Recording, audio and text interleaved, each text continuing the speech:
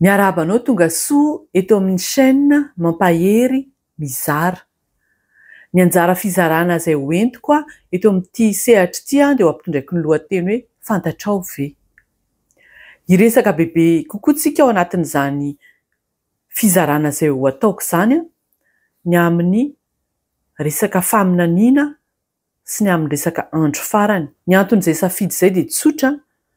Jesosy Kristy raha nanazava ny amin'ny zavatra hitranga amin'ny andro farany tamin'ireo mpianany dia nilaza izy hoe tsy ho lany izy ity taranaka ity dia ho avy izany rehetra rehetra, izany zavatra rehetra izany.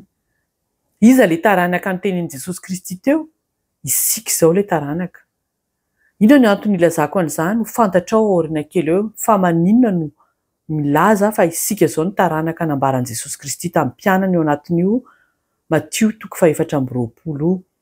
Fa androany ny fizarana izay hoentiko dia te hiverina any amin'ny loharano, te hanazava, hitondra fampitinana kely amin'ny teny fohy, teny soratra masina, andalatsoratra masina vitsivitsy.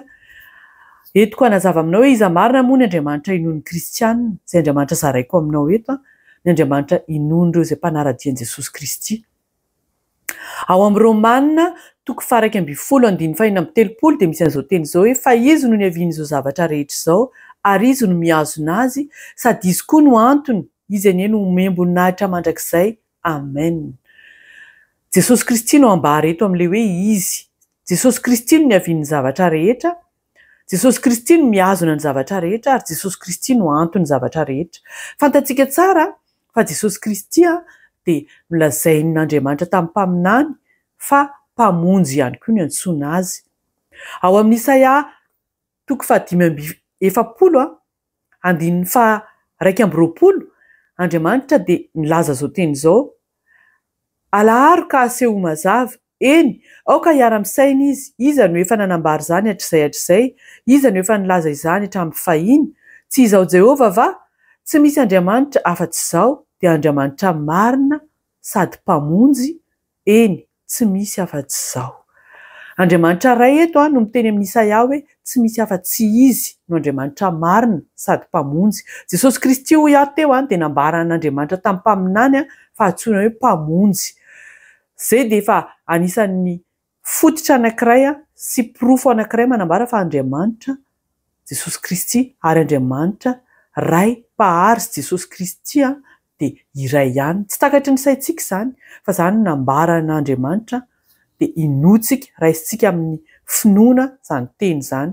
Mbola ho hazavaina tsikelikely eto moa no mahakasika an'izany aoriana kely fa ho tohizantsika ny fanazavana hoe iza moa ity Andriamanitra izay zaraiko aminao eto ity. Ao amin'ny Eksodosy 7:15, hoy Andriamanitra raha resaka tamin'i Mosesy izy, ary hoy koa Andriamanitra tamin'i Mosesy: izao no lazainao amin'ny zanak'Israely, Jehovah Andriamanitra ny razanao dia Andriamanitry Abrahama, Andriamanitry Isaka ary Andriamanitry Jakoba no efa naniraka ho ety aminareo.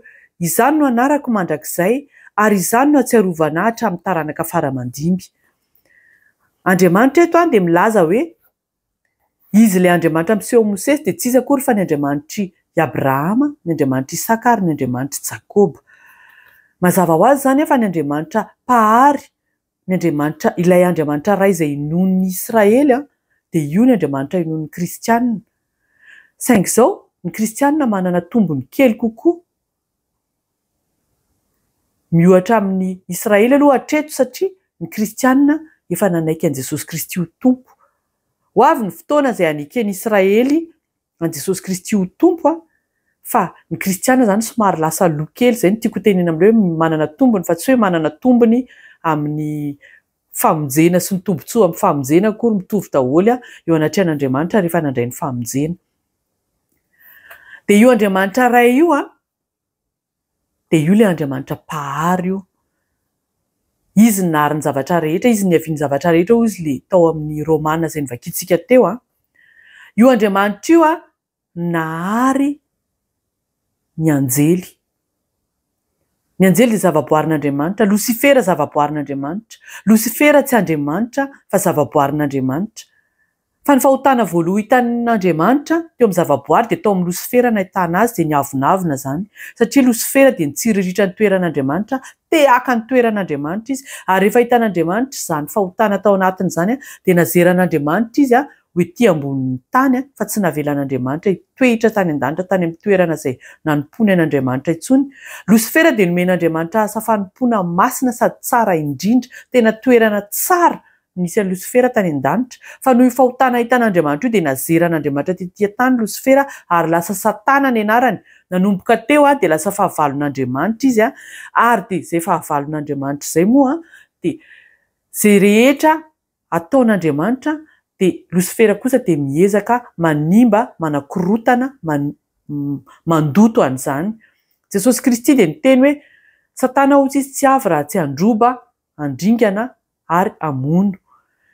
Dia tena izay tokoa ny zavatra nataon'ny Satana rehefa tonga ny olombelona, ny firon'Andriamanitra ny olombelona dia avy izy nanao izay andotoana ny olombelona, na latsany tao anatin'ny fahotana ihany koa ny olombelona. Dia izany zavatra rehetra izany nefa tsy hoe akory surprise amin'Andriamanitra, fa ama-Andriamanitra n'Andriamanitra dia efa nanoman'Andriamanitra vahaolana hamahana an'izany rehetra izany, dia tsy izy akory ny vahaolana izay noman'Andriamanitra fa Jesosy Kristy izay nalefany ho tonga nofo tetỳ ambonin'ny tany. Hitantsika izany eo amin'ny Jaona voalohany, ao amin'ny bokin'ny Jaona, apôstôly Jaona, dia manazava tsara hoe Jesosy Kristy dia tenin'Andriamanitra, tenin'Andriamanitra tonga nofo. Jesosy Kristy dia Andriamanitra hozy izy io teny io. Dia Jesosy Kristy no nitendren'Andriamanitra hamerina ny zavatra rehetra amin'ny laoniny. Rehefa nanota Losifera dia fantaro fa voaloto tany amin'ny toerana masina izay nitoerana nanompoany Losifera. Rehefa nanota ny zanak'olombelona dia voaloto koa tatỳ amin'ny zavaboary, tetỳ ambonin'ny tany, vokatry ny fahotana. Dia tonga Jesosy Kristy nomen'Andriamanitra iraka hamerina ny zavatra rehetra amin'ny laoniny, satria tsy izay zavatra voaloto izay ny sitrak'Andriamanitra hitoetra mandrakizay. Dia vakitsika ao amin'ny Kolosianina toko voalohany 9:20 ka hatramin'ny 20 manao hoe fa sitraky ny ray ao aminy no itoeran'ny fahafenoana rehetra, sitraky ny ray ao amin'ny Jesosy Kristy izany, sady izy no ampihavanany ny zavatra rehetra aminy, ka dia ny rano teo amin'ny hazo fijaliana no nanaovany fampihavanana. Eny, izy ho izao no fampihavanana izany na etỳ ambonin'ny tany na ny any an-danitra. Jesosy Kristy izany ny rano Jesosy Kristy latsaka teo amin'ny hazo fijaliana iny dia fanavotana ny olombelona ho afaka amin'ny fahotana izay nandatsahan'ny Satana antsika, fa koa ho fanadiovana ny fahotana, ny loto izay vokatry ny fahotana nataon'ny Losifera tany an-danitra. Izay ny voalazan'ny tenin'Andriamanitra eto, dia ho tohizantsika amin'ny manaraka ny fizarana. Fa mampirisika anao ny amin'ny teny rehetra izay hifampizarana eto dia tena mampirisika anao ary averiko indray fa tsika izao no ny taranaka izay nolazain'i Jesosy Kristy hoe any amin'ny andro farany any. Mampirisika anao mazotoa mamaky baiboly.